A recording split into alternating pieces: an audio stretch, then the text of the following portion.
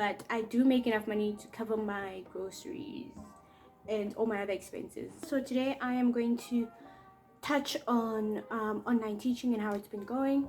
So far I've had about 200 and something lessons with Skyeng. Consider that I'm in school.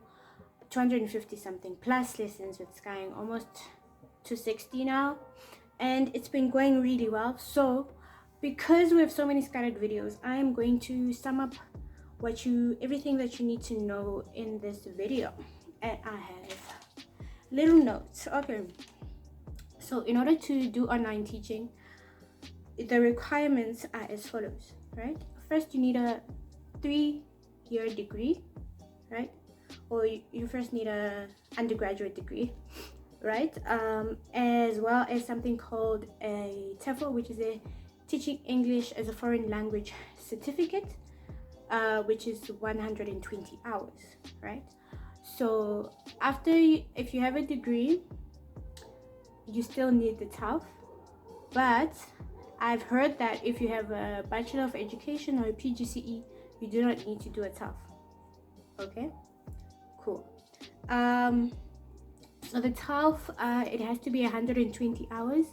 That's the minimum. I have a 150-hour one because I also specialized in teaching young learners, right? And then with regard to where you can do your TEFL course, you can do it online, right? So you don't have to go to an actual school. I did mine as well as Trish. We did ours on i2i. They offer online TEFL courses. They range in prices. We did the one that was 3,000 rands, which is a 320-hour TEFL, but I've only done 150. And then there's also one for 120 hours, which is 1 point something thousand rand, right? And then another requirement is that you need to be a popular requirement that most companies such as VipKid, Magic Ears have, is that you have to be a native speaker of the English language. This is basically code for they only want white people, but they'll never say it.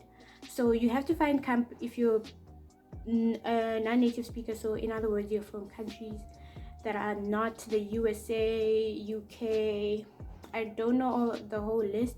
South Africa is included as a country of native English speakers. So if you are South African, you can say that you're a native English language speaker. However, for the rest of us, I'm Zimbabwean, although I received my education, majority of my education in South Africa, they would consider me a non-native speaker.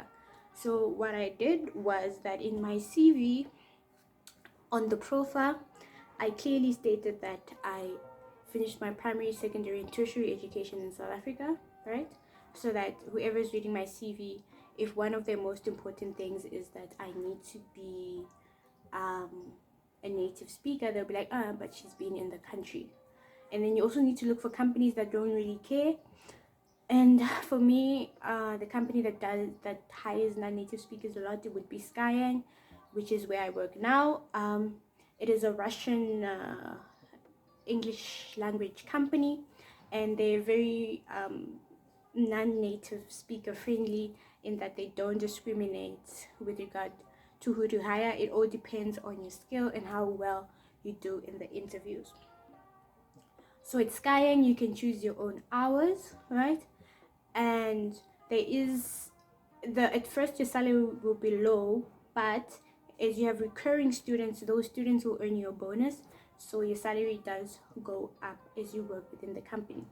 So how much money am I making? I'm not going to tell you guys exactly how much money I'm making because it also depends on how many students that you have, but I do make enough money to cover my groceries and all my other expenses because my parents do pay for my rent.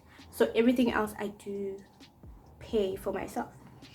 And so at Skyeng, you'll be mostly teaching adults, but they do have children at times, and different ages have different times for how long the lesson should be. Generally, a Skyeng lesson is 50 minutes, so you earn is it $10 per 50 minutes, right? And then after that, depending on the age, if they're very, very young, I think 4 to something, it's 25 minutes. And then between that, there's a 40-minute and then a 50-minute tier, right? Another convenient thing about Skyeng is that because they're in Russia, the time hour difference between Russia and South Africa is only 1 hour. So your schedule won't really be that frazzled compared to if you're working for a Chinese company where there's like a 6-hour difference. So literally it's like morning and night. So yeah, that's another really good thing about Skyeng. So yeah, great. So that's that about Skyeng. And then another popular question that we receive is about our internet provider. When Trish was working online, she was at university.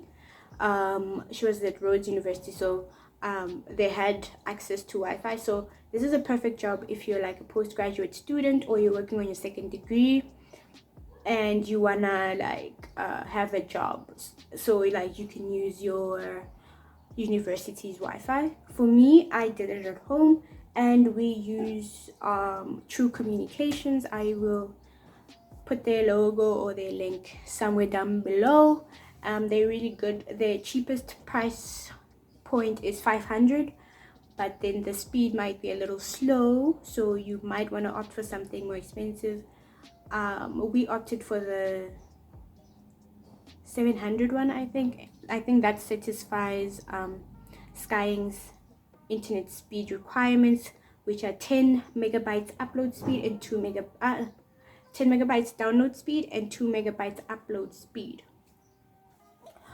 So, and then if you don't have any of those options to install Wi-Fi in your home, get a Vodacom SIM card, and they offer 1 gig per hour deals. So depending on how many lessons you have for each week, you could plan to buy a gig for each lesson, and that would suffice because I've done that and it worked out. The gig lasts throughout a 15-minute lesson. And then yeah, I think that's pretty much all I can think of right now that people might want to know about with regard to online teaching. Alright guys, I'm quickly back. I just came from lectures, but I received more questions, and one of the questions was, what is your hourly rate? I already answered it. And then how often are classes? You'll get 1 to 2 per week when you're just starting, but you'll be able to get at least 1 class every day, if not more. You probably get more. And then the platform I teach for, as I said earlier, it's Skyeng. I also used to teach for Data ABC, but that's a story for another day. And then finally, someone asked what class, where they can sign up to teach online. I will put in the description box below companies for native and non-native speakers. Sharp. To summarize this whole video, the requirements in order to teach online are a degree, a 120-hour TOEFL certificate. They prefer non-native speakers, but as a non-native speaker, you can get a job. Number 4 rather, you need to have good internet. So that would either be an internet provider such as True Communications, Vodacom per hour gig, or you can use your university's Wi-Fi if you have access to that, if you're in university, I mean. And what else? Yeah, that's that for this video. I know we've said all of these requirements before, but people kept asking, and yeah, we just thought we'd do like an updated video.